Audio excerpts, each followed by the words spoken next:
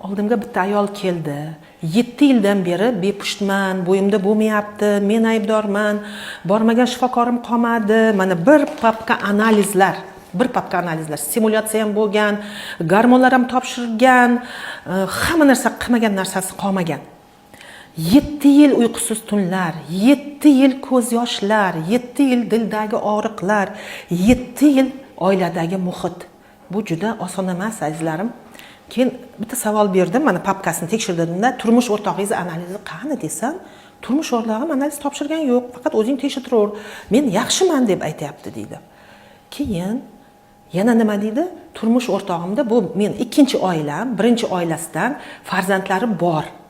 Baribir tekshirtiring deb aytdim. Tekshirtirganda og'ir erkaklik faktor chiqdi.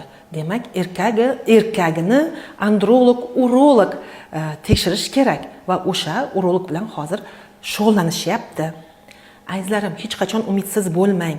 Albatta, agar sizda bir necha yildan beri farzand bo'lmayotgan bo'lsa, unda albatta ikkita para tekshirish kerak, ham ayol, ham erkak.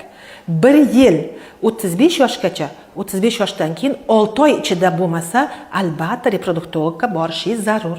Oliy toifali akusher ginekolog, reproduktolog, xirurg Qobulova Gulbahor Pirimkolovna.